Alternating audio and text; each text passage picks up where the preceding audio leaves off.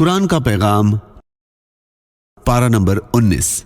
وَيَوْمَ يَعَضُّ الظَّالِمُ عَلَى يَدَيْهِ يَقُولُ يَا لَيْتَنِي اتَّخَذْتُ مَعَ الرَّسُولِ سَبِيلًا يَا وَيْلَتَى لَيْتَنِي لَمْ أَتَّخِذْ فُلَانًا خَلِيلًا۔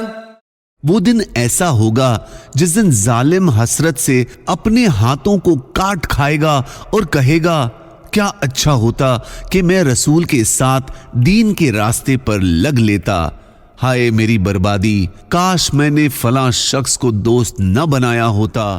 لقد اضلنی عن الذکر بعد اذ جاءنی وکان الشیطان للانسان خذولا۔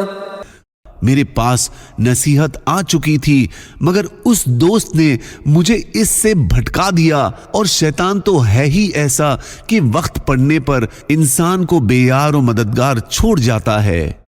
وَهُوَ الَّذِي جَعَلَ لَكُمُ اللَّيْلَ لِبَاسًا وَالنَّوْمَ سُبَاتًا وَجَعَلَ النَّهَارَ نُشُورًا۔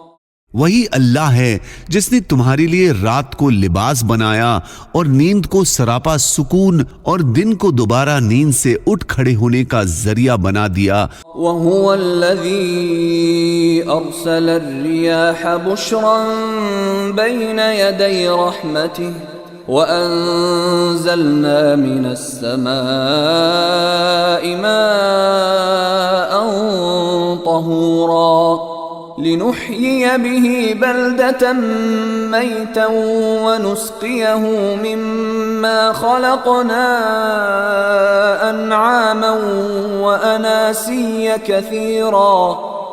اور وہی اللہ ہے جس نے اپنی رحمت یعنی بارش سے پہلے ہوائیں بھیجی جو بارش کی خوشخبری لے کر آتی ہیں، اور اللہ فرماتے ہیں ہم نے ہی آسمان سے پاکیزہ پانی اتارا ہے تاکہ ہم اس کے ذریعے مردہ زمین کو زندگی بخشیں اور اپنی مخلوق میں سے بہت سے جانوروں اور انسانوں کو اس سے سیراب کریں۔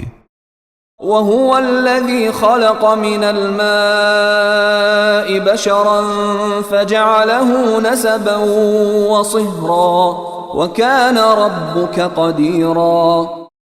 وہی اللہ ہے جس نے پانی سے انسان کو پیدا کیا، پھر اس کو نسبی اور سسرالی رشتے عطا کیے ہیں، اور تمہارا پروردگار بڑی قدرت والا ہے۔ وَتَوَكَّلْ عَلَى الْحَيِّ الَّذِي لَا يَمُوتُ وَسَبِّحْ بِحَمْدِهِ وَكَفَى بِهِ بِذُنُوبِ عِبَادِهِ خَبِيرًا۔ تم اس اللہ کی ذات پر بھروسہ رکھو جو زندہ ہے، جسے کبھی موت نہیں آئے گی، اور اسی کی حمد کے ساتھ تسبیح کرتے رہو، اور وہ اپنے بندوں کے گناہوں کی خبر رکھنے کے لیے کافی ہے۔ وَهُوَ الَّذِي جَعَلَ اللَّيْلَ وَالنَّهَارَ خِلْفَةً لِمَنْ أَرَادَ أَن يَذَّكَّرَ أَوْ أَرَادَ شُكُورًا۔ وہی اللہ ہے جس نے رات اور دن کو ایسا بنایا کہ وہ ایک دوسرے کے پیچھے چلے آتے ہیں، مگر یہ اللہ کی قدرت کی ساری باتیں اس شخص کے لیے کام کی ہیں جو ان چیزوں میں غور و فکر کر کے نصیحت حاصل کرنے کا ارادہ رکھتا ہو یا شکر ادا کرنا چاہتا ہو۔ جزاکم اللہ۔